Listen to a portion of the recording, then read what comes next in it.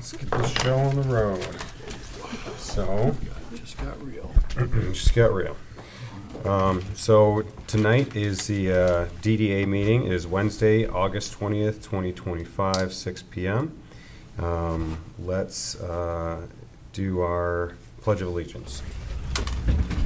I pledge allegiance to the flag of the United States of America and to the republic for which it stands, one nation, under God, indivisible, with liberty and justice for all. All right, Mrs. Harper, do you mind doing a roll call this evening? John Nolan, Here. David Gittens, Here? Sam Morocco, I'm here. Tara Hansen. Here. Gus Satuna. Here. And Supervisor Fail. Here. And Kim Harper. All right, Oh, no, awesome. sorry. Everybody. Sorry, I do that every time. That's So the first agenda item is to approve the minutes for July 16th, 2025, the regular minutes. I'll make a motion to approve the minutes from July 16th, 2025. Second. All right, all those in favor say aye. Aye. Any opposed? All right. So presentations, is that, are we going to get a presentation tonight from the Carlisle group? Hi, Dick. Hi, Chris. Hi, I don't know if you can hear me. This is Chris. We did hear you, and then you cut out. Sorry, hit the wrong button there. I do have the presentation here. If I can share my screen, I can put that up. Otherwise, you all have the packet at this point, and I can run through what we've done with the most recent update to the plan. Okay. Let's try that. My apologies. Give me just a second here.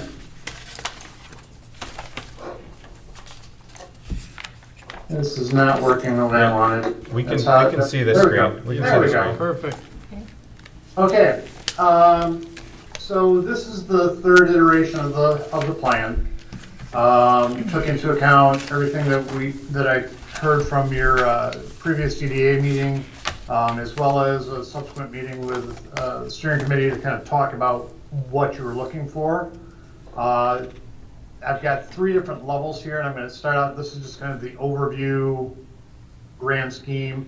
One of the things that we did is we widened the pathway so that it's 12 feet, which is to allow municipal trucks to go back there for maintenance or anything like that that needs to happen. Simplified some of the items, made sure that the pavilion in the middle is something that's got lighting on it. It still has a seating area underneath. There's a seating area up at the front as well with a bike stand there. And then the third seating area here, we got rid of originally the previous plan had a couple of raised planters in there. There are still raised planters along the pathway on this side, as well as over by this front seating area. But the primary thing was to make sure that we had 5 seats in a circle so you could sit and face your friends and talk with them. Dropped the trellis that we had in the background, with understanding your concerns about that potentially not looking so great years down the line. Also got rid of the bell tower idea that was over in the front, and so now we have just the primary sign that you guys have already agreed with your sign company. Altered that a little bit so it's twisted facing the road a little bit more. Very simple plantings up in front, with daylilies, sedum, and some grasses. This looks like a lot of plants, and I'm going to actually go to the next level so you can see this a little bit better. The underlay looks like a lot, but these are all really tough, easy maintenance plants that once they're established should be something that just goes along very, very easily without too much work other than the occasional trash pickup getting rid of debris, which is something you would get no matter what you have there. So just to give you a quick run through of what we're talking about, these are, they're called Grollo sumac. And a Grollo sumac, what's really nice about them, they get to about 2 feet tall, 2 to 3 feet roughly, get really nice red color in the fall. These are your standard creeping junipers here, which everybody has seen at some point or another. And I've got some pictures I can go to on subsequent pages.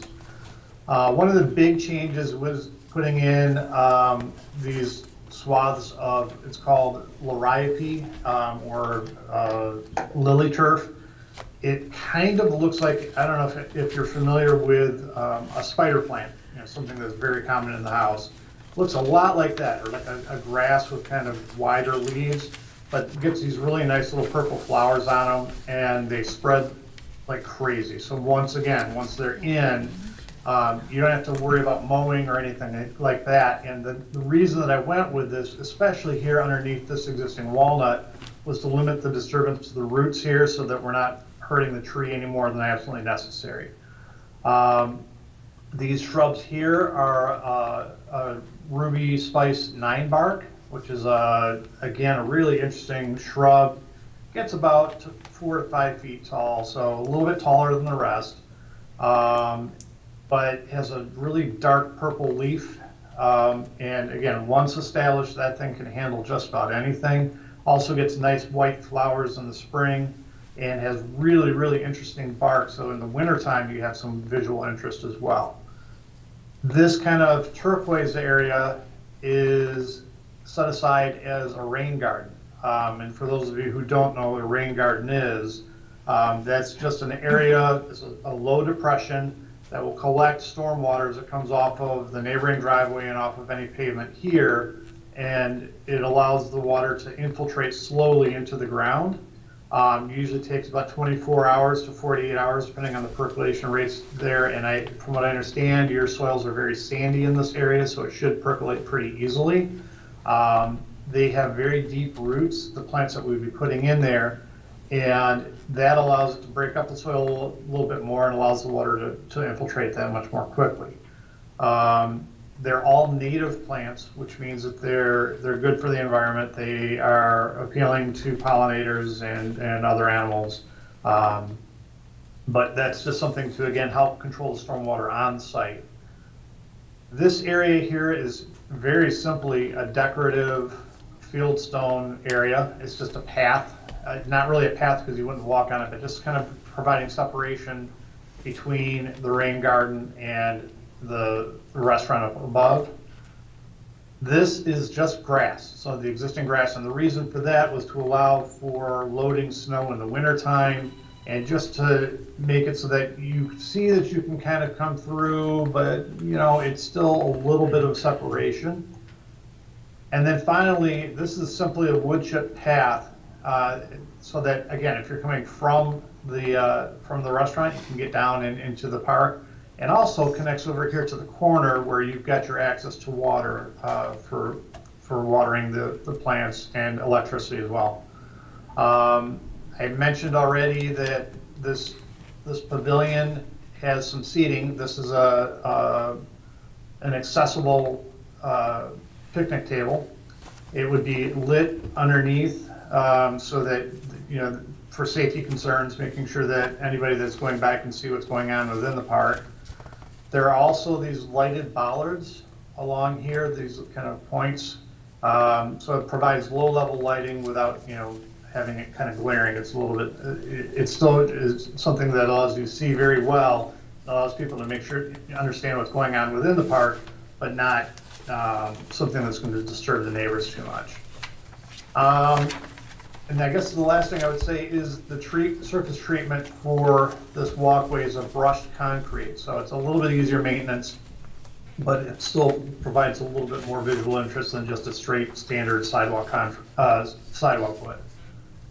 I'm going to flip up to the trees. So these are mostly low-lying trees.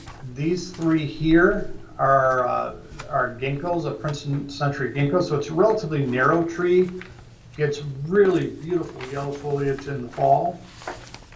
These pagoda dogwoods get a nice big white flower in the springtime and decent fall color. The Cherokee Brave flowering dogwood gets a very interesting kind of pink and white flower on it in the spring, and it's more resistant to disease than a lot of other flowering dogwoods are, so it should be something that holds up pretty well. Autumn Brilliant Serviceberry is a small understory tree, gets to about around 10 to 15 feet tall typically, sometimes up to 20 feet. Again, really good fall color, beautiful white flowers in the spring, and the birds absolutely love the berries. Actually, the berries are edible for humans too. I've got one in my backyard and I've tried them. They didn't do much for me, but they do pretty well. And then the last thing are these Black Hill spruce to kind of provide a screen between the parking lot and the park itself. Just flipping along a little bit more, this is the, again, the rain garden plants that we mentioning before. This should be dogwood, not dogwood. Yeah, excuse my typing there. Shenandoah switchgrass is a nice mid-sized grass that gets some interesting burgundy leaves later on in the year. Sweet flag is another kind of grass-like plant that's actually related to iris. It doesn't flower, but it really has an interesting, it's called a corm, which is where the little small flowers would be, which you probably wouldn't notice, but yeah, again, visually, it's just kind of a break from the rest of the forbs that are out there. Cardinal flower gets really beautiful red flowers in spring. Joe Pye weed, unfortunate name because it's not a weed. It really has interesting kind of pinkish red flowers later in the summer. Blue vervain sounds exactly how it looks. It gets some nice blue flowers on it. And then it just kind of repeats on the other side. So some of the sections has a decorative river rock. I was picturing black. That could really be pretty much any color you want. These are the fieldstone that I was talking about, where it's not something you would necessarily want to walk on, but it just provides a nice visual interest. Here's what the brushed concrete walkway might look like, and the mulch, you know what a mulch is. This is that lily turf that I mentioned earlier within flower, and you can see how it does kind of look like a clumping grass. So you'd have a mulch bed underneath it, and then it just spreads and takes over that area pretty well. This is the Blonde Ambition Blue Grama Grass, which would only be up at the front underneath the sign. It stays pretty low, about 1.5 to 2 feet tall. Daylilies, I'm sure you've all seen, same with the sedums. This is the Grow Low Fragrant Sumac. Again, it gets about 2 feet, maybe 3 feet tall if it really likes the area, but this fall color is amazing. The carpeting, or Sargent Juniper, stays very low, just makes a nice solid evergreen carpet for you. This is the Ruby Spice 9 bark. Again, you can see that's just the regular foliage in the summertime, and then in the fall it gets a little bit redder than that. There are some Carl Forster Carl Forster feather reedgrass near the sign as well. Very common landscape plant that once established is just amazing. It stays very well behaved. Here are some of the trees that I mentioned earlier. Here's the pagoda dogwood with nice kind of orange-red fall color. You can see the flowers in the spring. This is not an exaggeration. I've seen one up in, where was it? I think it was in Troy recently, and it really is spectacular in the spring. Here's the ginkgo, again, kind of nondescript in the summertime, but the fall color is really beautiful. Here are the service berries. This is the red berries, and these berries are pretty small. They're a little bit bigger than a pea. And they don't really make a mess. The birds don't leave them there long enough for it to make much of a mess. Black Hill spruce, Cherokee Brave dogwood, again with very, very interesting flowers on this and decent kind of dark red fall color. Getting into the rain garden, one thing that's not on the plan, but it'd be something I would recommend for putting at the base is this wild strawberry. It kind of forms a carpet and just spreads all through. It's a vining plant, and those strawberries are edible. Again, got some of those in my own rain garden, and they really are tasty. Here are the rest of the rain garden plants. I won't go through all of them, but here's Canada anemones, a nice, fairly aggressive plant, but it'll behave well with the other taller plants. Here's the Joe Pye weed that I mentioned earlier, blue flag iris, cardinal flower. I think I forgot to mention some of these when I was going through the rain garden. I apologize. This is bee balm. It's about 3 to 4 feet tall with nice lavender flowers in August. Black-eyed Susan, which we all know and see blooming everywhere right now. Here's the blue vervain. Here's the switchgrass that I was talking about. You can see that kind of burgundy red flower, and this is earlier in the summer when it hasn't quite spread all the way through. Sweet 16 candle sweet pepper bush. One of the reasons I chose this one is it actually has a flower. I'm sorry, that's here. Has a flower that smells like vanilla. So that's closer to the pavilion. This is little blue stem, and it's just a grass, about 2 to 3 feet tall, native, really nice deep roots. And here's red twig dogwood. I'm going to skip the cost right now because that is still kind of a little bit speculative, but I'll explain that in a moment. This is roughly what we're thinking for the pavilion, a 12 by 12 structure with a metal roof with lighting underneath. Thermoplastic coated steel table with this area here is open so that if somebody comes in with a wheelchair, you can come up and sit with your friends while you're enjoying your meal. Showed 2 different types of benches, and I'm showing the curved benches here. That does require that you order it from the company because you have to specify what the radius of the seating area is. One of the things I heard you mention was the idea that you wanted to have backless. One thing I would caution you is that for ADA compliance, you do want to have at least a portion of them that have a back and armrest, so that if somebody comes in and wants to transfer from a wheelchair or somebody who's just mobility challenged in general, they have an opportunity to hold on to an armrest, sit back with the seat back. These are kind of the idea of the raised planters. You know, I don't know that you necessarily have to get this brand, but that was a picture I found. It's got the name on it. You could theoretically have it powder coated, so it can be whatever color you want. I think I was kind of picturing just the stainless steel, but that's really something to be decided later on. One thing I've neglected to mention up at the front by that seat is there's a bike station there, a bike repair station, and then this would be kind of a sculptural bike rack. The trash cans that are proposed, there are 2 of them, are animal proof.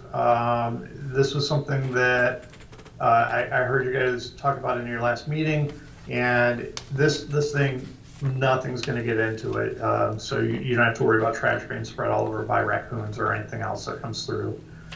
At the very front, there is a collapsible bollard so that you can prevent cars from coming through there thinking that that's a drive. But if your maintenance crew comes in, they just get out, unlock the bottom, the bollard flips down flat on the ground, and they can drive over the top of it. And this would be an example of the lighted bollard. Again, there's a million different styles out there, but I think this was kind of the style that seemed to resonate with you the most, or at least with the group that I spoke with. I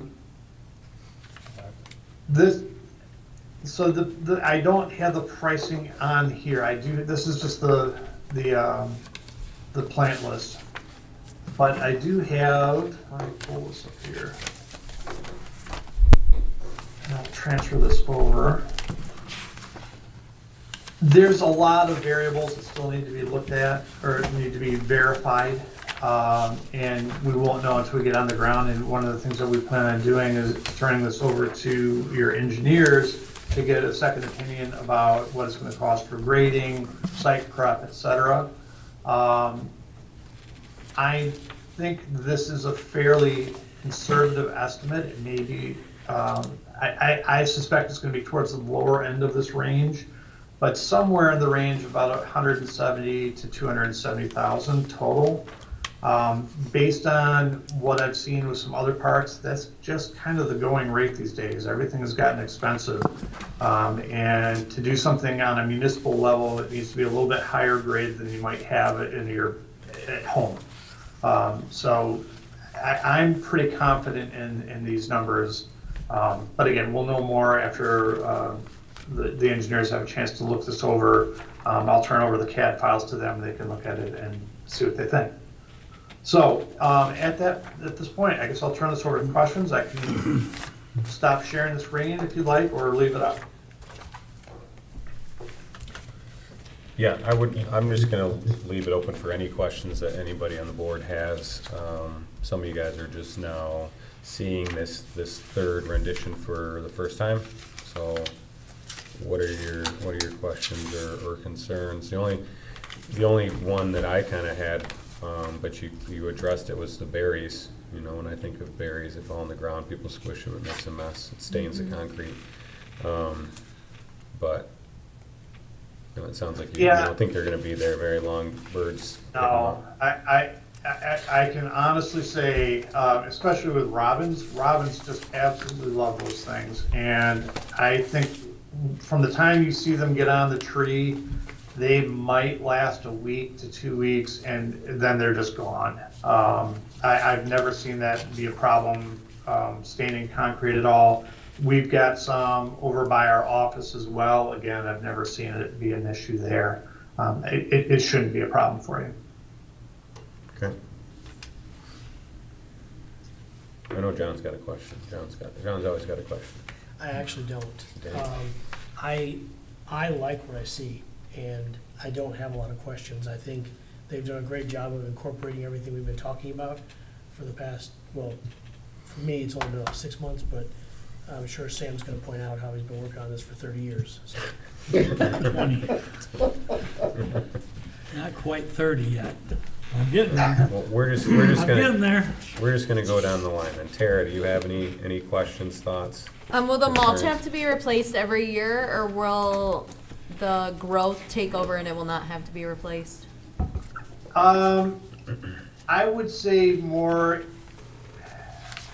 at least for the pathway, probably every 2 years, maybe 3.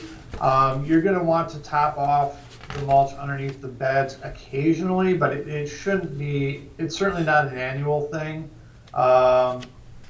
You know, once you get that in, the advantage of mulch is that it helps to retain water. So especially in this first year, it's really critical to protect the roots, keep them cool, keep the water in place, so that plants can establish and flourish.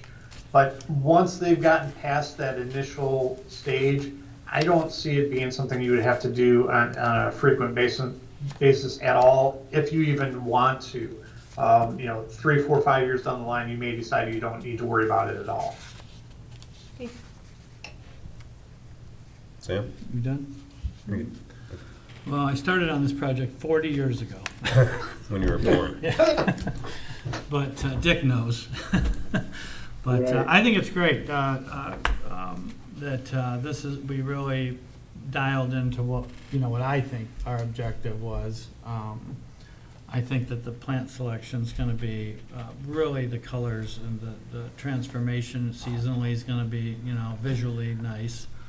And I don't think that the cost is out of line at all at what I was expecting we would spend on something of this magnitude, so it's significant to the corridor, to make a statement. Going through some of his prices, I think that they're in check. They're not ridiculously overestimated, but I think they're achievable numbers to get from what I'm paying for some of the I would same agree with that. services. Agree. Would you agree? Mm-hmm. So there might be some savings, here, but then maybe not there, but I think it seems pretty accurate to me, so I'm super excited about it. I like he hit all the key notes we needed. There's no reason to split hairs over bushes, but I think the whole thing's gonna be amazing. I'm good. Mm-hmm. I agree. I like the design a lot. I think that it's somewhat simplistic. There's obviously a lot of plants in there. The only thing that I saw in here, and I think your written proposal, but I didn't hear you discuss, was irrigation. Is that going to be part of the plan? Like if we were to, many of these plants, it says in your proposal that they do well in droughts, but we don't want to potentially have everything die or a lot of it die or wilt, and this is obviously, we're putting a lot of effort into making it look beautiful. We want to make sure it stays that way. I didn't include irrigation on this simply because of cost. But if you were to put something in there, I would estimate it's probably another 20,000 roughly. Sam's putting it out that you did include it. Is the last line item irrigation system in the budget? Oh, I apologize. I meant to take that out. Okay. Well, there we go. So, I was thinking, 7 to 9 was what I was originally looking at. If you really want to be conservative, go to 15 to 20. I don't think it'll be quite that much.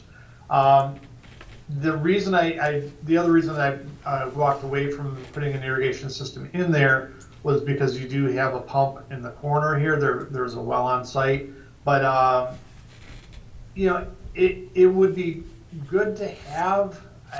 But I again don't know that it's going to be completely necessary once everything gets established.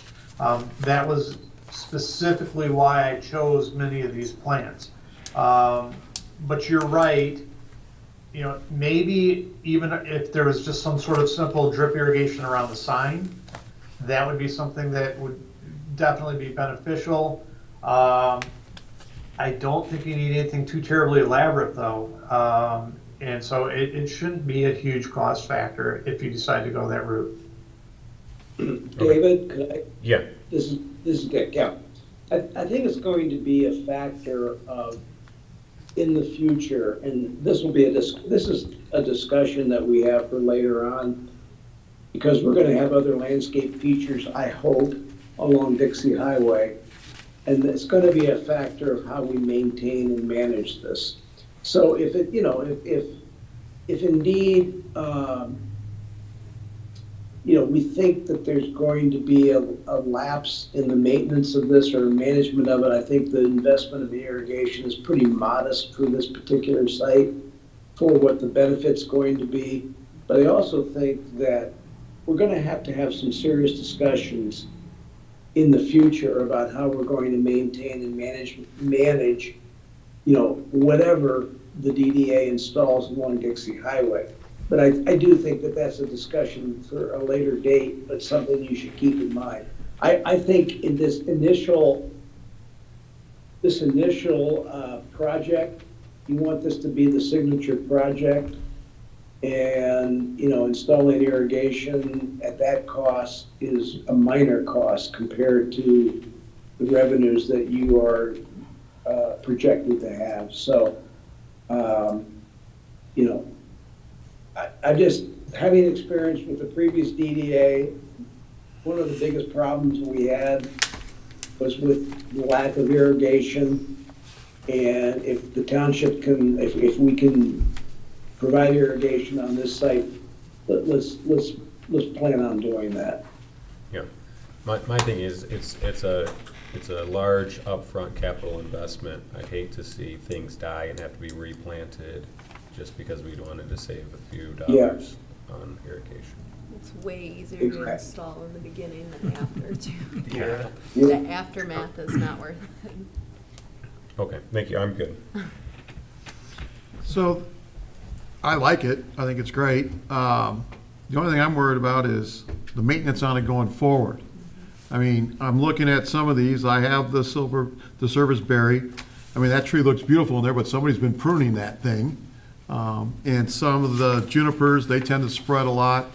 How much maintenance is there gonna be on this on an annual basis? The dogwoods are messy.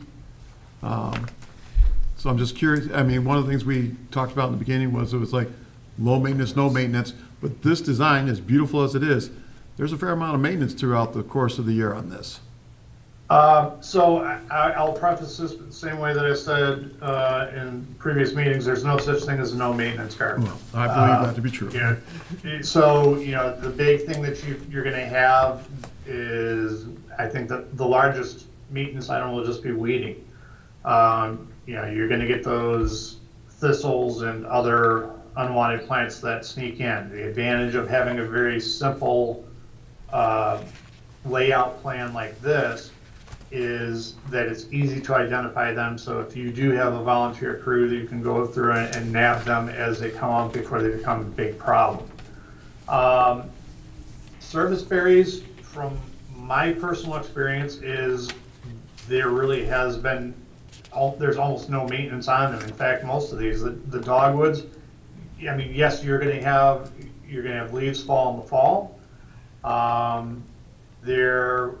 But beyond that, I talked about the Amelanchier, or the serviceberry berries. Dogwoods get berries too, but they really are not anything that fall on the ground and cause a big mess. Every one of these plants I either have here or I have worked with elsewhere. And as far as trimming and pruning and what have you, it's going to be a minimal commitment. As you see deadwood in the spring or in the fall, yes, you should do periodic pruning of trees. That would be the same for any tree that's out there. The rain garden might have a little bit more maintenance than others, simply because, but it's a little bit more complex.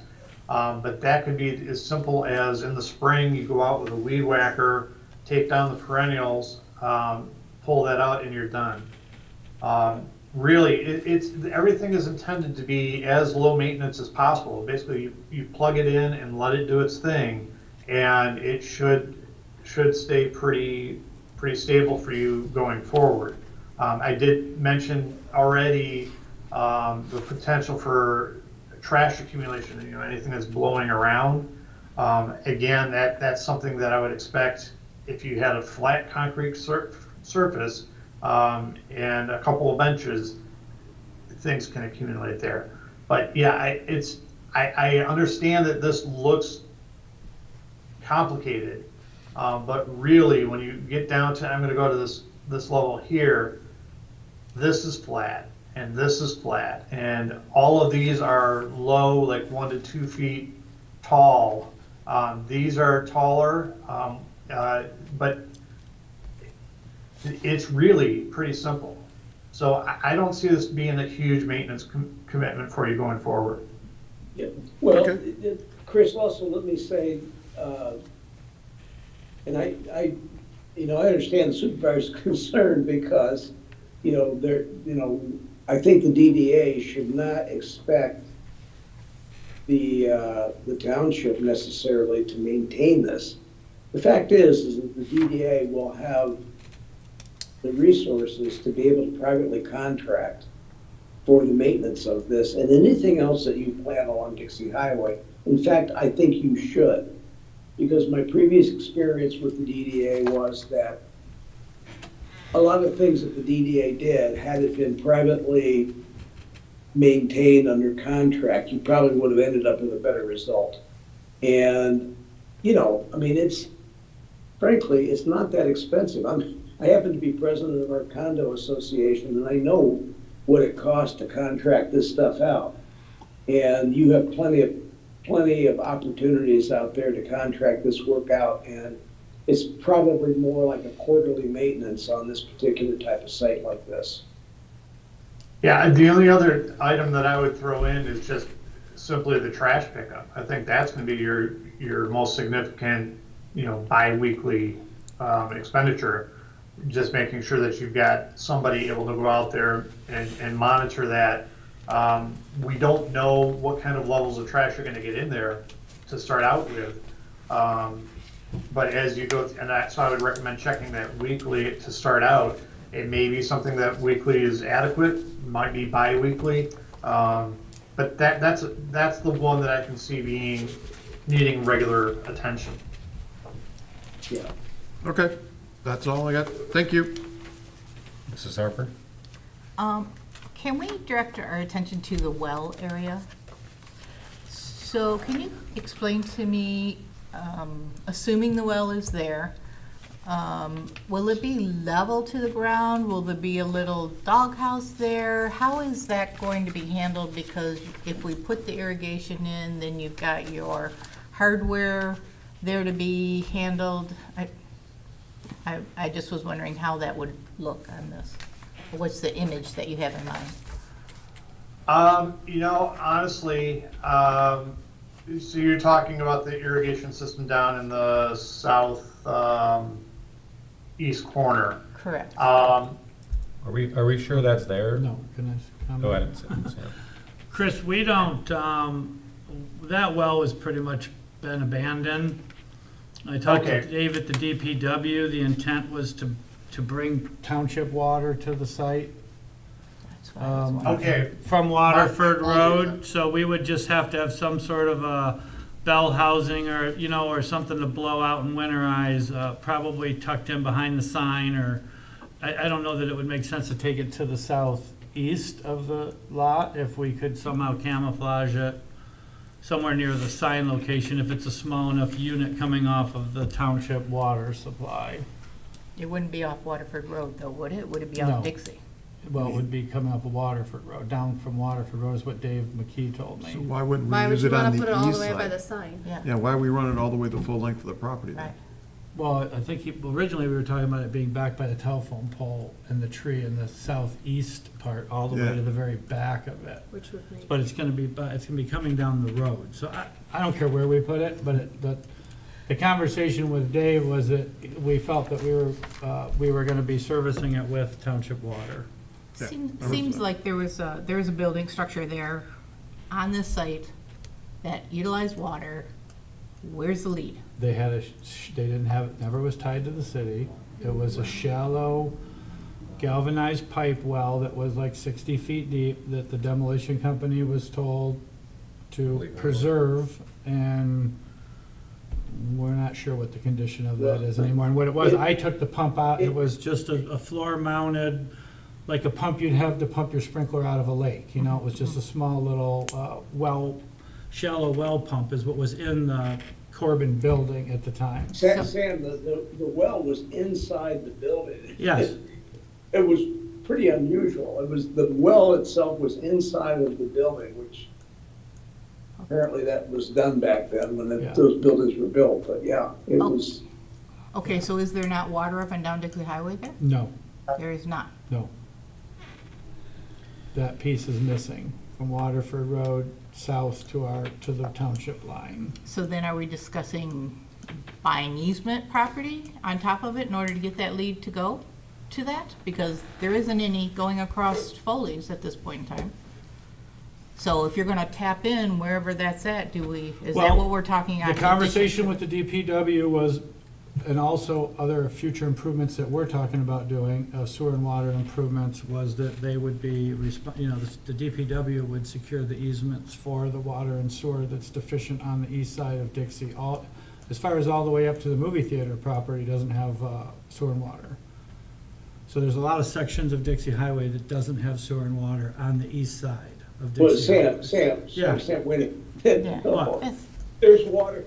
I'm not saying it doesn't go up and down, I just said there's pieces I was gonna say, missing. this- the township The theater water and sewer. is like 2 miles away Right. from here. I mean, there is water and sewer on the majority of Dixie There's Highway. pieces So I missing. think what we're talking about is just extending a lead from the nearest point of where the water is. Wouldn't that be easier than getting easements from other people's property to just tie in that? Oh, yeah. I would just like to throw out, real quick, sorry, Dick, that if I remember correctly from McKee, he said it would be extremely difficult to work with MDOT to tear up the Dixie Highway. And I think that's why he was thinking, come across Waterford, which is just coming across the Sportsman's. Which is Right. leading to easement? Yeah. Exactly. Yeah, so I think that's why he was going that route Right. as opposed to Across Dixie the Highway. street. Yeah, So then if they ask for funds, that's the DDA that covers that easement? It would cost? all be on the DDA, yeah. And I'm sure. And we've that had will- no conversations with them about that? I personally don't know the answer to that. Did you I say? can tell, in that regard, I will say no, not yet, because we haven't had a plan to show them. So, no, that has not occurred yet. I didn't think we needed easements for Yeah, and- water. Sewer and water has, Dick, you'd probably be able to speak better to that. Does the sewer and water need to get easements on there going across a parking lot like that? Well, if it's within a public right-of-way, no, you would just need permits from MDOT.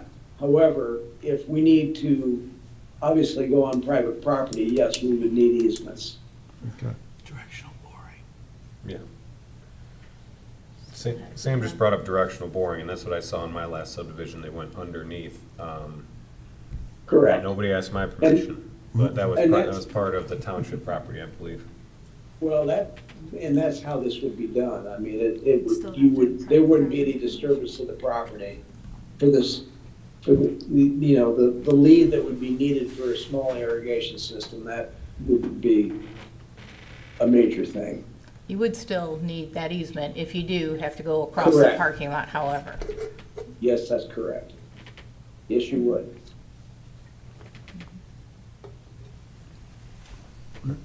Extra cost, that's all. All right. Gus, what are your thoughts? I think, I can't wait to see it live. It looks good. I can't add anything or take off anything from it. Can't wait to see it. Okay. All right. Well, obviously, that is something that we brought up, I believe, at our last meeting, is that we're going to work with the DPW to, do a number of projects, whether that be sidewalks, water, up and down the missing parts that are on Dixie Highway and White Lake Road, so that we don't have to do all those things on our own, right? Because if the DPW already has plans to do that, it makes sense to work together as opposed to, not getting them involved. Any other parts of your presentation, Dick or Chris? There's. No, I just think we need to move forward if the DDA agrees with a plan of this nature, so that we can go on to the next step, which is the very, We can ask. the DDA board has asked some very good questions, but these are engineering questions that need to be resolved in the next step of this, I don't know where the- so that we can get our engineers involved to resolve the questions of grading, drainage, soil issues, whatever, to the next level. And that's sort of the next part of this discussion, but we really need to have a plan Mhm. for them to be able to start from, so. Yeah. So it sounds like we need to, as a board, approve this design. And then we also need to approve the engineering company, Noack and Fraus, to do the next steps, which That- is, That would be correct, but you realize, but I want, the DDA board to understand that if there are any substantive changes that have to occur as a result of further engineering investigation, this all comes back to you for your approval. It's just that you can't start engineering until you have a plan to begin with. So I think you properly framed this, Mr. Chairman. okay. Well, you brought it up, so what are some things that could come about when we go to engineering and then they come back, needs to be more drainage, does there need to be, Well, What- I think, I don't know. You have to put it in the hands of the engineers. I don't think so, because we've had some throughout this process, there have been some preliminary discussions with Noack and Frost about this. that led to the proposal that came before you tonight for them to take this to the next level, which is to complete whatever engineering design needs to be done, which is basically grading, drainage, and any utility design that needs to be done. Those are the three major things. And then to put together, and if, if there's no major issues, then I don't think there will be, then to take it to a bidding process, put together the construction documents for the township and the DDA to actually put this out for bids and receive that. And that's what the next step of this entire process is, Mr. Chairman. Okay. And I'm seeing on this written proposal for that, that you are estimating a cost to Newark and Fraus of about $22,700 to draw up these engineering plans so that we can do an RFP to get it out for bid. Obviously, Yeah, we need to that- do one before the other. And then there's Yeah. two line items that you're not, I'm sorry.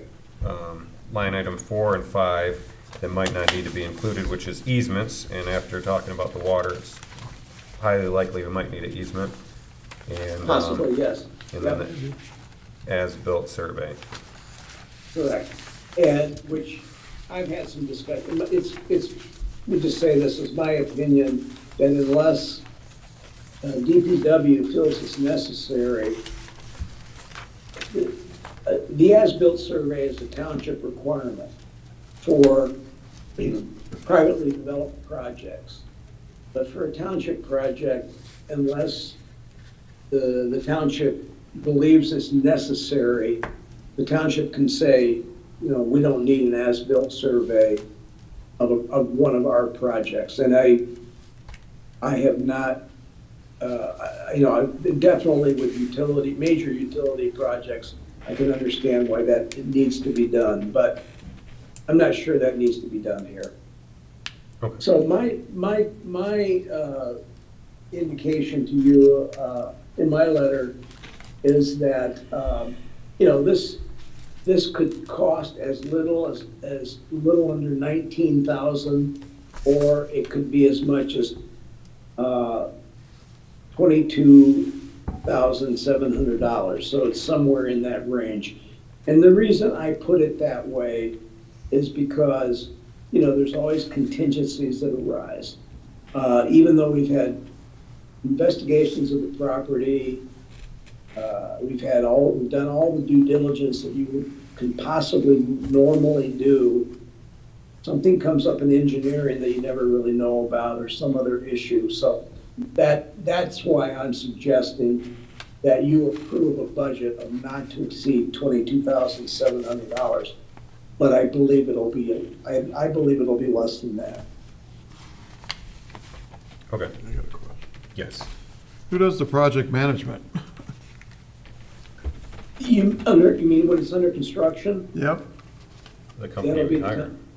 well, That'll be the township engineers, the township engineers are the project managers. correct? For the landscaping crew and all of it, cement, they're the ones that are gonna be in charge of coordinating all of it? Correct. Yeah, okay, that's not gonna work, Why not? because they don't have time to go through and do all this. And that's not really their specialty either. We've never built a park before, Yeah, you're right. Who's never built a park? DPW, because that's who we're talking about would have to do it. He said, I think he's talking Noah about Noah and Fraus. Oh, he said the The township. township engineers. Is that what you mean by the township engineers? Yeah. Okay. Yeah, And where's, well, is that in this, is that part of this 22? Yes. It is. Where is that, just so I can see it?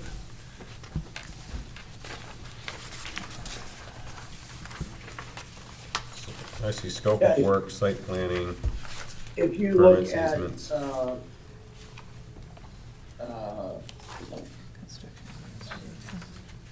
construction administrative services? yeah, construction administration, so it's line item, it's line item 6.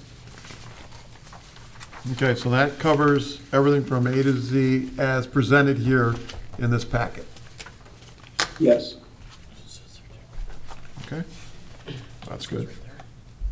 That's cheap. That seems, yeah, that's what I think too. Per hour. 3,500. Fee hourly. Whoops. Mr. Supervisor, the thing is that the township has never managed their own construction projects. They've True. always been done by whoever the engineers are that have been hired to do a particular job. You know, when I refer to the township engineers, the township itself doesn't have any engineers. So they've always contracted this out to consultants.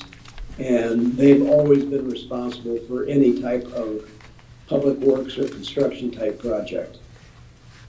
So, Dick, I understand that completely and would agree Okay. 100% that it should be outsourced. But I will share with you that having done some larger scale projects, that seems really low, the $3,500. Agreed. And so it says hourly estimate, right? Hourly estimated. How, I mean, when you say estimated, are you giving like what, plus or minus 10% or plus or minus 100%? Can't be minus 100% because they won't do it for free. Yeah, well, you're right about that. I mean, they won't do it for free. But I think that they're basing this on the size of the project, so, I mean, So this estimate's coming from them, not from you. no, yeah, this is not Yeah, on I my see letter. that. I It's just enough for requested this engineering. proposal. Absolutely. Yeah. Sam?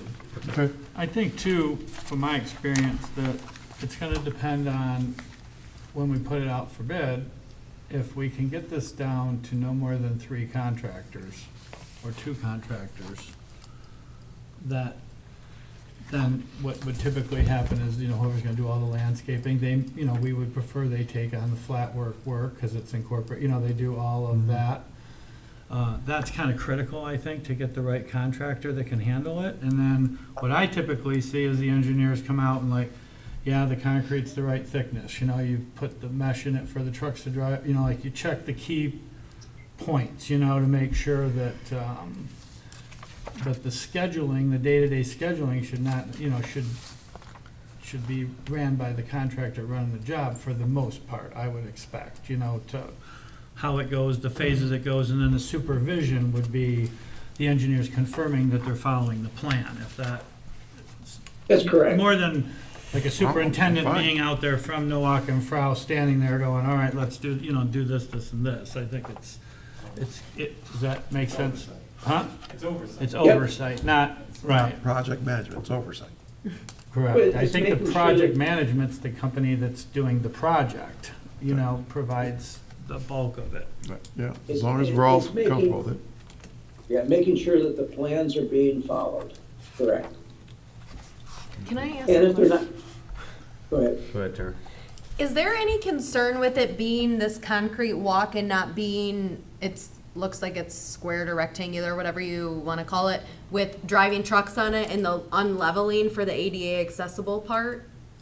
Because weight sometimes on concrete can move it, rather than just having a No. flat surface? It is a flat surface. I mean, those are basically cut lines in the, this Yeah, is it's meant to be effectively a driveway. Okay. Is what it- And yeah, if you then- look at, yeah. Okay, my second question would be in regards to the salt and the snow removal on this. I'm assuming that's a DDA cost as well for that? And Yeah. then, can these It- plants that are in this drawing, can they sustain the salt that will be thrown? Yes, the Gorilla Sumac, for example, I've seen that used on, on medians on boulevards. Yeah, so, yeah, they can handle it. one of the questions that you'll have to ask yourselves is what kind of maintenance do you want to do in the wintertime? And do you want to go through and have this open and salted? Or are you comfortable with the park is closed in the winter? That's a decision for, I guess, down the line. But the short answer is yes, they can Liability, handle. you can't- No, A it's- little bit of both. you're Yeah. liable if you shovel, Right, but not if you don't. if somebody walks onto a public park, unless it's blocked off, isn't it the liability for the township? Actually, you got both ways. Oh, you do? Yeah, Okay. if you go and you maintain it Right, and ice freezes over, they slip and fall on it, then they're gonna say, you guys maintained it, but you didn't maintain it well enough, and we could be Right. sued. If we don't maintain it at all, then there's a lot more protection from being sued by pedestrians because it is not a maintained. That's why a lot of the safety paths aren't plowed and all but that. if you're driving a truck across it, would it be considered that Well, that's a good question. Does it look like it's Because it been? looks like it's been. Yeah, I don't know. We'd have to ask the Well, we wouldn't- attorney. Why would use we the be driving a truck They have across the- it in the winter? Well, they still gotta take the garbage out. You can't leave the garbage there all winter.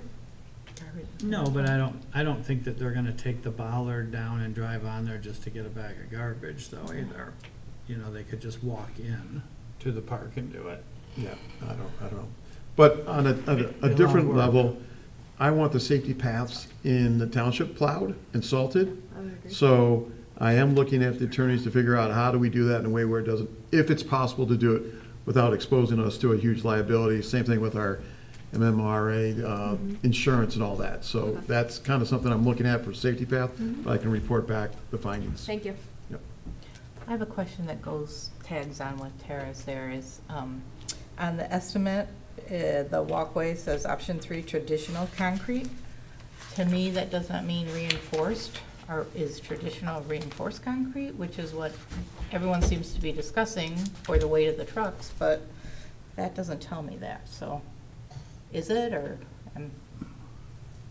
Yeah, we've been operating under the assumption it would be reinforced concrete. That's a Should be. construction detail, but that was the price that was estimated. The engineers would expect that should be thicker too. That's the only Which price is- that if I look at this, it seems low if it is reinforced. Just based And I on also my think it needs to be noted that way so that experience. the impression I get is the same impression that everyone gets in that, No, but that's. that sense. But 27,000 is not very much, Right. especially if you're gonna reinforce it. Mhm. And that's the high end supposedly. I agree. I think the agree. concrete would cost, just the concrete would cost a lot more. Yep. That's what the RFP That's is what, for. yeah, that we're gonna put it out for RFP and bidding. But we will definitely need to make sure it's stated clearly that in the RFP that it's reinforced because it will be driven on. And, not often, but still it needs to be in there. So great point. Will help with the thaw, Oh, freeze and thaw too. It Yeah. will help keep it in place and not become an. It's all road right of way Absolutely. standards. So I think at this point, we probably need to take a roll call to approve the design that we have in front of us. We need to make a motion to do so. I think. I'll make a motion to accept the drawing as submitted. I'll Second. second it. All those in favor, well, we should do a roll call for this. You mind? I don't know the terminology. You have to ask every one of us individually how we vote. But do I have to make the motion? Nope, that's all Yes, done. yes, Motion is okay. made. All right. John Dolan, Yes. David Gittens, Yes. Sam Morocco, Yes, Tara Hansen, Yes. Gus Gus Satuna, Yes. and Supervisor Fox. There we go. Yes. And Kim Harper, yes. All right. Second, were you gonna say something, Dick? No. Oh, I'm- you just chuckling, you happy? No, yes, exactly, I'm pleased. We're moving forward, we're making all progress. right. Damn, 40 years, no, it hasn't been 40 years. I know. It's been 20 years. Okay, well, secondly to that, the design goes nowhere without engineering. So we need to make a motion to approve the the engineering by Nork and Frost. I'll make a motion to recommend we hire Nowak and Frous to generate the RFP and the engineering necessary for the completion and satisfaction of this project not to exceed a cost of $22,700. I'll second that. Another roll call. John Doolin, Yes. David Gittens, Yes. Sam Morocco, Yes. Tara Hansen, Yes. Gus Siptuna, Yes. Supervisor Kyle, Yes. and Kim Harper, yes. All right, beautiful. All right, we are moving along. The next agenda item is public comment. I don't see anybody on the screen. Financial matters, we're probably going to cover that during our budget. So line item I, reports, resolutions, and recommendations. So we talked about the Gateway Park in great length. Number 2 on here, the Gateway Park construction proposal. Sounds a lot like the design, but I believe that's for the engineering. Thirdly, we need to discuss the budget because that is due. Part of what we, as the budget committee, were waiting on was to make sure that we had a finite list of projects that we want to accomplish this next year, so that we can use the budgets allowed to then allocate that. And we discussed a number of them, but another thing that we need to know from assessing is how much money we have to work with exactly. And I'm glad you're here, Mr. Carlisle, because we sat down and it sounded like we had a larger budget than we had anticipated because of some sales of property. Are you able to speak on that at this time? I'm able to speak in general, but as I mentioned to you, Mr. Chairman, that been working with the new assessor and with the finance department to sort out exactly how much money you have. It looks very optimistic. And the preliminary projections are, that you have substantially more money than what was originally anticipated because things like personal property and several major pieces of property were not included in the original estimates. However, I don't want to, I don't want to get into specifics until Mr. Babb gets back from his trip, has had a chance to converse with our finance department. But let me say this, that, that the estimates look very favorable, that there's going to be substantially more money than what you originally anticipated. I will be prepared by your next meeting to have a complete report on that, as well as sort of a path moving forward to the projects that you can invest in with the amount of money that you have. But I'm waiting for the township, finances to completely sort that out at this point. And I'll have more details when he gets back from his vacation. Okay. He gets back this week. As it pertains to the budget, though, that will be due before our next meeting, so that's something that we have to address.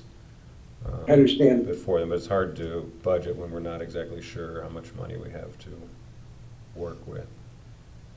And I understand we're in between assessors, but how do we get this expedited? Yes, Mr. Well, I think that Greg's already put it together, so I'm not sure exactly what more Dick's looking for, but we can get that taken care of.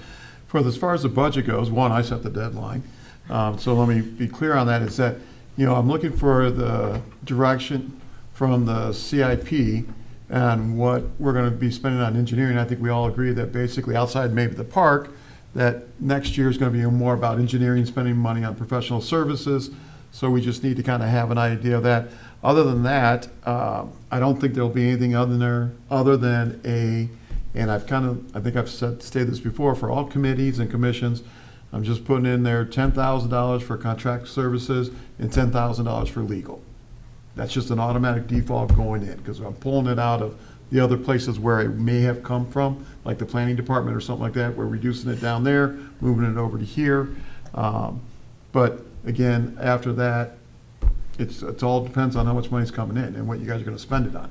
So there really isn't, the budget for the DDA is gonna be just 99% driven by whatever the CIP is. So, yeah, that's why once we know that, then I think we're good to go. And I don't think Dick, if I remember correctly, the last time we sat down and met, I think Sam, you were there, and you were there, Mr. Chairman, that we were gonna spend all the money that was coming in. I mean, we would have to go out of our way to spend it all next year. So, Well, the capture, so far, the capture for next year looks like it's going to be over $300,000. There is fund balance that's been carried over from 24 and 25, and that's what I'm trying to sort out exactly what that fund balance is. The only committed expenditure that the DDA has next year is the final payment of the $60,000 back to the township for the purchase of the property. Other than that, there's going to be, from what I can estimate so far, there's going to be plenty of money to be able to pay for this project, as well as some of the additional consulting services that need to be done for the future projects that need to be done. And like I said, I will have all the definitive numbers when we get to have an opportunity to sit down with assessor and finance director and really sort all this out. But I'm more confident now about the amount of money that's there than I was before. yeah, I would also note that the budget for the DDA, since it's a self-contained entity, is less crucial to be done this month than other departments, because the other ones will tap the general fund. Unless you guys are gonna come up, unless we, I guess, are gonna come up with something that you're gonna wanna borrow money from the general fund to fund, and I think based on the last meeting, that's not gonna happen. So if it takes another couple of weeks to get it done, that's fine. I mean, I just need to ultimately have it to go to the board for the final approval in November, but I'm staggering the presentations to the board starting in September and October to go through all the different departments. If we put this one at the end, we put it at the end. But again, because it's all the revenue's driven from the DDA itself, I don't see it as being that big of an issue. Yeah, and I think Supervisor's correct, because it's gonna be money in and money out. But what I'm gonna be recommending to you when I come to you next month with this financial plan is that you retain, a pretty healthy fund balance every year, because there are unforeseen projects that may come up that the DDA might want to participate in. And consequently, you want to have a good fund balance from year to year to be able to take advantage of that. Plus, the other thing is that we haven't even really talked about, because you haven't had some concrete examples before you, is the need to begin to accumulate money so that you can make matches for grant funds. And that'll become more apparent when I am able to have all of the numbers before me, where you can see there's opportunities for things like the safety path, for some landscape enhancements, where there might be other sources of funding. And we want to have the fund balance there to be able to contribute to that. I am in agreement with the supervisor. I mean, I don't think there's going to be, unless there's an extraordinary project that the township is 100% behind and the DDA is hot about it and everything, and it's going to be more than what you have in any given year. I don't see this body coming to the township board and asking them for an advance of money, like the CIA had to do because of some of the really substantial public improvement projects that we had out in Sashabar Road. So I think it's going to be a pay-as-you-go, but I'm going to be very optimistic with you that there's going to be substantial amount of dollars to be able to do a pay-as-you-go type of approach. Okay. As a reminder, this, some of the board members here volunteered to DDA on the easement for the White Lake Dixie fix from the MDOT. So, you know, that's gonna be $400,000 or $500,000. Is that going to What be, is that? that's 2027? Right huh? turn At lane this point? at White Lake and Dixie. To make a right turn lane through the drugstore. Racket Club. Not the drugstore, but the front part of the drugstore to make a right turn lane Front through of there. Add a Walgreens. right turn Yeah. lane from Walgreens to Dixie North. And so we're buying the easement and, We're gonna contribute to the Contribute the project. easement and the construction project okay, to there. got it. Um, But that's not till 26 or 27? It, you know, and Dick will probably be able to speak way better than I will. If they start the project in 26, which it looks like it's going to be 27, they're moving it back from 29 to 27. We're still talking late 27, 28 before the bulk of the money is going to be paid. That's correct. I agree with that. Okay. I just want to keep, that's one of the big ones that, Yeah, you know, we're no sitting out there, so. Right. Mr. Morocco? I just had a question. Mr. Go Chairman, ahead. Yes.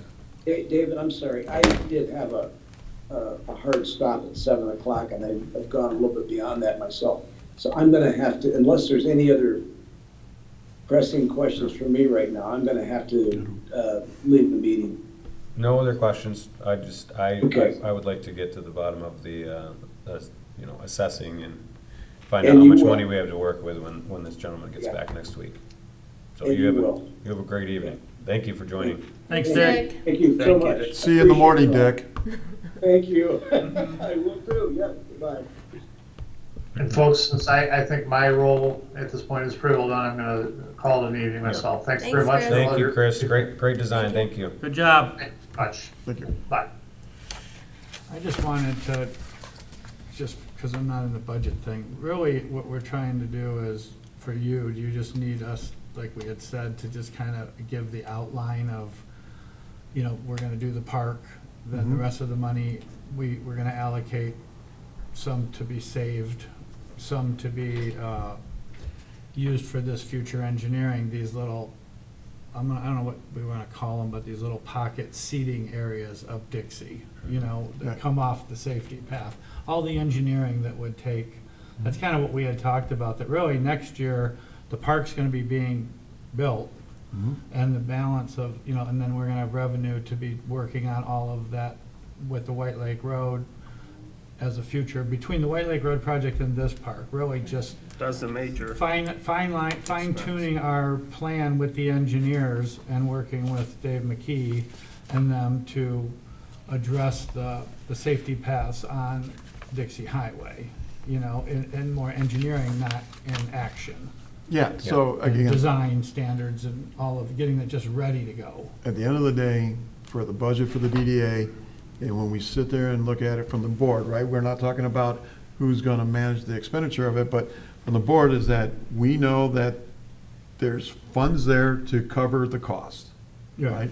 And so if you go through and list them all out, that's great. And if you have to come back for an amendment, as long as there's funds there, that's great.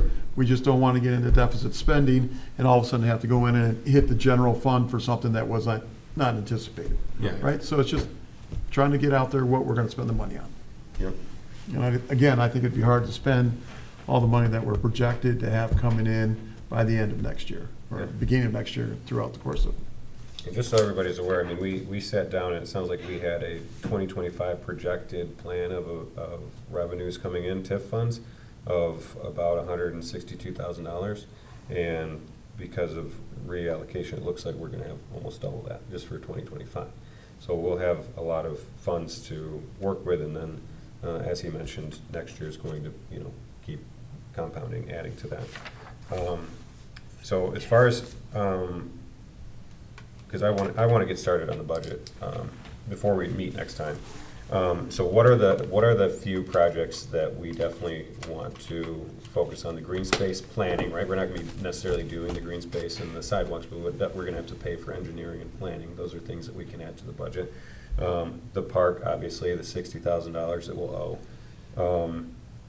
You know, possible water, sewer, or boring engineering, like these are things that we could potentially add. Is there anything else I that think you it would guys be brought up worth at the that last one, meeting? that one with Dave to find out the cost to get water to the site, whether it be city water or just the cost of a well, actual legit well being put in, you know, that's, water to the site should be a line item in the budget, not how it gets absorbed, you know, but for sure, that's critical to the plan, I think. You kind of mentioned a bunch of stuff last meeting, what were in the future plans. I did. And what else do you think would be future plans for next year that we could add to the budget? We don't have to add everything, we don't have to spend every dollar, but again, I'd like to. I think what we've talked about refine already here things. tonight would be enough for the budget. The only thing that I would potentially try to nudge up selfishly would be to finish the sidewalk on White Lake. Mhm. I don't know how much that concrete would cost to finish that, and it's not a big chunk. Good one. I'm sorry, did I miss the flag? Oh, no, you proposal? didn't. No, you didn't. I'm glad you brought that up, because that was kind of the last item that we're gonna talk about here, and you know, we like to keep these meetings short. So subcommittee reports, I don't know if you guys have anything to report since we met last. So, essentially, I went to MDOT, Dave McKee went to MDOT, bunch of people, you know, well, just the two of us. We went to MDOT, and they pretty much are stonewalling us and saying that because of, for safety reasons, they don't want to allow that because it could add to distracted driving. It could hurt the sight of drivers. So they're just pretty much just being redundant and saying that you can have flags up for 3 weeks, 6 weeks during Christmas time, and they're really not budging on the issue, which is kind of disheartening because I drove through a city, which I won't name here, and I'm pretty sure it's controlled by MDOT, and they have flags, so I don't know if they just didn't ask, or And they're what. quite high, so I don't understand the distraction part of it, or the blocking of vision, but, There's in- an uphill there. It sounded In, like permits weren't gonna be an issue, but it's more, I think what it boils down to is either we need to talk to somebody higher up than the people we've been talking to, or we need to just kill the idea and focus on other things. Is In my there, opinion. is there a possibility, though, you might revise the thought and perhaps put, like, for quadrant is, for lack of better terms, but at the start, the end of the township, you know, mark the boundaries versus all the way up and down Dixie, maybe at certain ones, as an alternative, if we're not allowed to do flags all up and down? Well, it'd certainly be more cost effective, and, you know, my biggest concern with just saying, screw it, let's just buy them anyways, is, you know, we don't wanna spend $10,000, and then MDOT's like, Right. nope. No. You know, we wanna be in their good graces, we wanna be good stewards of taxpayer funds. But 4 flags, you know, that might not be a bad idea, to revise, as you mentioned, but it's annoying to me. I don't really understand it. Like I said, I've driven through so many cities that allow it. Some cities I understand aren't controlled by MDOT, but others are. And they just literally keep copy and pasting their requirements without any further explanation or further dialogue. Either we've called them and they said, "Oh, just send an email," and then they just copy and paste. Well, would It's- we consider doing it for 6 weeks? Not as many? I mean, why wouldn't you? Yeah, It's the I mean, we holiday. could do that. I do Yeah. believe it's Independence Township. It's, you know, the birthday, 250 years. I think that we should consider just doing those, maybe, and doing less of them. Is But 6 not- weeks but for not the whole 50. year, or 6-week stints? 6 weeks during Christmas, 3 weeks total. Like 3 during the rest of the The year. whole rest of the year, you only get 3 weeks period, no matter how you break it up. If they got a stopwatch on you. I think that number to pay out of taxpayer dollars for 3 weeks Yeah. would be outrageous. It Right, would but we're be- saying limit, Yeah, do wouldn't be less as many. flags. Wouldn't be as many. But still, like, that's a big number for 3 weeks, and then to put them up and take them down, we gotta pay someone to do that. Mhm. Now, if they'd let you do 6 weeks at Christmas and maybe 6 weeks at July 4th or whatever, and you do memorials, Then something along those lines, Just in maybe the that would summer, make maybe. sense. Yeah, just in the summer, maybe. But to spend the time, I don't know what DPW would even charge us to do, to put them up and take them down, but you gotta, but I know, that's in my head, it's thinking a lot, but you gotta put the Which is dangerous. brackets. So I think it's gonna be a fair amount. Right, so Well- for 3 weeks, that seems like a lot of funds to spend for 3 weeks. So you think just scrap it? I would, I mean, I'm considering I just would- scrap it. I've put a lot of time and energy just to I say wouldn't be shot in down. favor of that. Could we go with the original idea, and that is appeal the decision and see if we can, I think that's a crappy idea, knowing that we have to deal with MDOT for the remainder of the DDA's term to be on the start of, hey, we're already disagreeing with you. I don't know that it sits real great with MDOT. That being said, they deal with a lot of communities. Maybe it's normal for people to push Yeah. back. I know the village never asked for permission. They just did it, and they've never had any problems. So the village are not part of the MDOT, or I'm what pretty is? sure I looked at it and M15 is part of it. yeah. if- But not, I believe the city of the village is not controlled by MDOT, but the remainder is. That being said, I'm just going off what I was told. Yeah, I think MDOT still has. Yeah. But when I Power. asked Jonathan, he said he sent me, I mean, I sent it to you, but there was no permission asked. It was just done. It's And gonna- they allow businesses Yeah, to now far buy less, them though. and to, I would agree with that. It's gonna be hard to not, we need a way to identify what we're doing here. That was the whole point of it, So, I mean, everyone's always worried about the money, but that's the least important thing to me right now, is the money. The mission is the most important thing, to generate interest and investment in the community. 10 grand is 1%, of the money we're gonna be spending. So whatever, I'm not saying do 50 flags, but I think that we should consider putting up brackets. Maybe there's only 20 brackets, talking to Dave, see what it would take. I don't think anyone's out there with a stopwatch counting them, so if you pushed it to 4 weeks, 1 month for the other holidays and 6 weeks for Christmas, I mean, it's, even if it's just at the intersections, I mean, there's lots of variations of identifying the corridor, that doesn't have to be 50 flags, But once the sense. brackets are purchased and the DPW puts them up, then Switch the flag. they're just up, and then there's a period where there aren't any, it's gonna be hard for us, unless we're gonna put planters down the side of the road like they do in, resort towns, and you're gonna maintain that, which is not reasonable. It doesn't seem in this community with the salt, and Dixie Highway being the type of road it is and the speed limit, but we have to come up with some way to identify the corridor. Now, maybe it's not every day of the year, but, I would, definitely don't want to abandon the idea just because it can't be up every day, but it could be ratcheted back to, a reasonable amount of time possibly. So I I agree think with someone should still Sam. work on that project. I agree with you, Sam, as far as that identification is the whole purpose of what we're trying to do with the flags, and a redesign of our thinking of where to put them.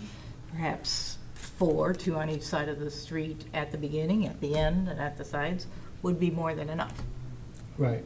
And then just switch those out.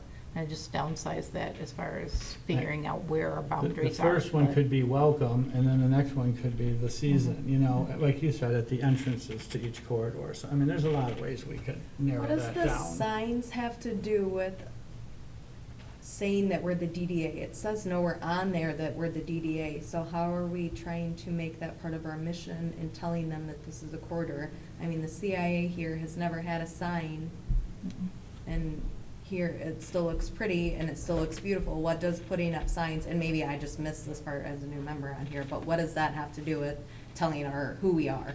You're not giving any benefit to a business there.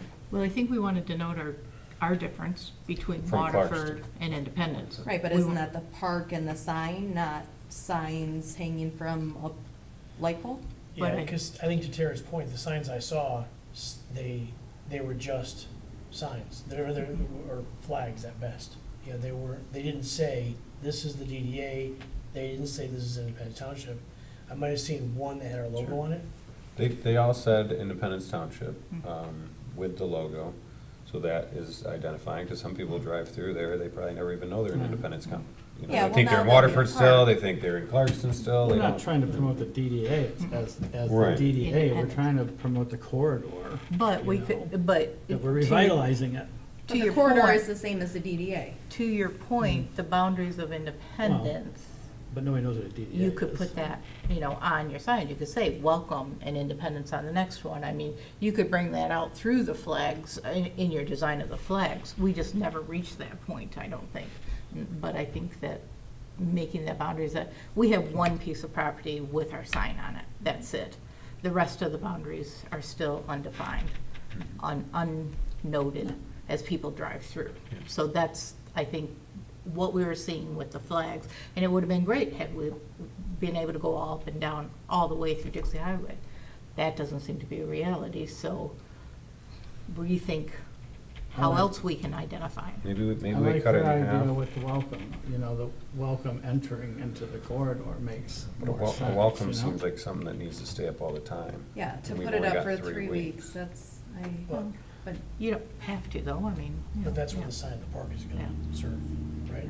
I was gonna say Independence Township. Oh, yeah. I think putting a couple in the front and a couple here and a couple there, it kind of looks like we half-assed it. So Chuck, I have a question that's slightly unrelated, but it goes back to Tara's point from earlier. Please just refresh my memory. Who is doing the intersection at Dixie and White Lake / Holcomb? Is that MDOT? Okay. MDOT, it's an MDOT project being done by our COC. Okay, so thank you for refreshing my memory on that, and so I now support Tara's rebuttal that I don't want to do battle with MDOT over some flags if we're gonna have to do battle with them, if it's gonna cause ruffled feathers Yeah. down the road. And I think that we're knee-deep into this where we should have, in my opinion, I'm not trying to, you know, Monday morning quarterback this, but I think to Tara's point, we should have just done it, and if we got slapped, we got slapped. But now that we've asked permission, been told no, I'm not comfortable doing anything that is outside of what they're saying is okay, because I know we're gonna need them down the road for bigger stuff. That doesn't mean that we, Yeah, I if we don't know don't that use that- flags, we can I use don't know something that else, that's a- perhaps, but we have to be creative to do Yeah, that. as long as it's within what they're going to accept, because now they are paying attention. Yeah, I don't agree that when you complain to MDOT that all of a sudden they're gonna be a problem for you when we're giving them millions of dollars to make investments in their own roads. You know, and it's not even the same people. MDOT's a big organization. The guy in charge of flags isn't the guy in charge of the intersection repair. You know, I don't believe so. Right, probably not. I would, I, I wouldn't imagine, but, you know. So if we alter it and say, okay, let's wait for that intersection to be finished at White Lake and Dixie, and then perhaps put flagpoles on private property where we purchase an area or an easement, put our flags on the private property. That's still would denote, maybe only that intersection. Independence, welcomes, Christmas, whatever we wanted to put, circle around, that's a major intersection. Do the same in another major intersection. Move it off of the MDOT property, just inside this, I mean, just outside the sidewalk. Yeah. You still get the same effect. They're not going around with a calendar checking flags either. I think maybe a good next step, and then lay it to rest until we do other things, is that maybe some of us bring the proposal into, I mean, there's an MDOT building, we can bring it into the MDOT building and see if we can talk to somebody face to face, because emails only get you so far. And Somebody maybe knows somebody, right? somebody knows somebody, But- we give them a true vision of what we're trying to do, and, you Well- know, it's gonna be real hard for them to explain to me why this is such a big deal to them, Let me ask you other than this. this is something that they wrote in 1996 that they're just sticking with. I mean, everything can be amended. So let me ask you this, if we were going to do the seasonal flags, and I'm not on board with the ones that we picked, I don't think those were to the caliber that I would That's like. fine. I mean, those were just Those an were picked example. off the internet. But we weren't gonna go from all of a sudden have an autumn, if we just did each of those they said 3 weeks, and we went, took the DPW 4, If you did a 4th of July one for a month, and a Christmas one for 6 weeks, and a fall one for a month, you're meeting the same.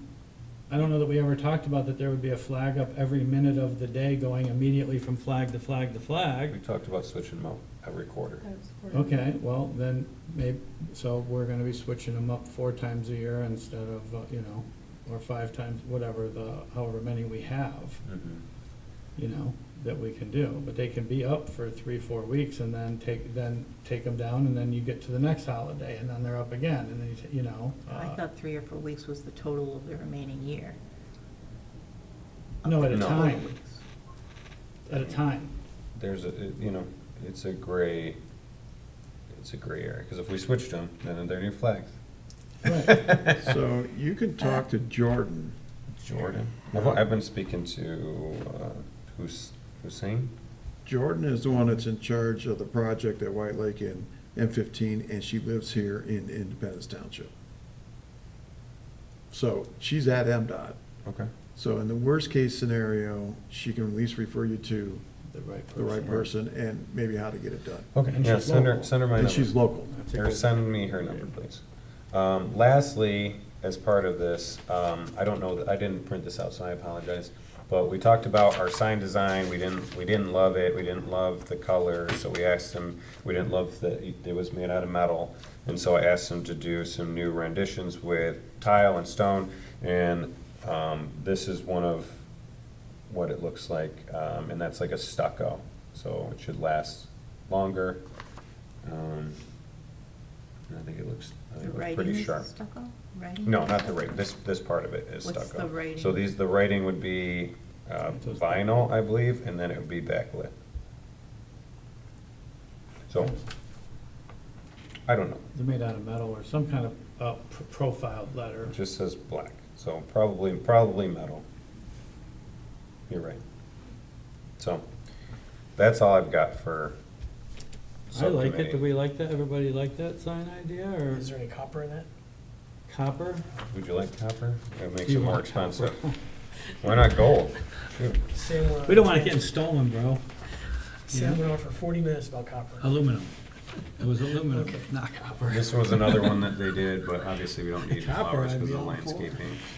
But the design is slightly different. Yeah, and then this is the design with, it looks like more of a slate tile background. But I personally like the stucco one. Because we're gonna already have so much color and design in the park, that I think we just need something that's eye-catching. I'm fine with My 2 stucco. cents. I don't care. Can always Uh, paint stucco, Yeah, I'm not crazy about the sign. Just my We'll- opinion. I we'll mean, revisit if you that. go to It's not even- Orion, you go to Oxford, they got basically the same thing. So maybe we just can't be that creative, I don't know. But All I'll I go- think when I say that sign is Orion Township. Me Yeah. too. All I think. Yeah. The colors are to a T, the stone, I mean, like you drive, I know, I'm sorry, dude. No, I would love anybody else to give me other ideas, so. But for now, I think that we're past this and we should adjourn this. I would like to make a motion to adjourn. Second. All those in favor? Aye. Yeah, I think we're gonna figure it out. There's a.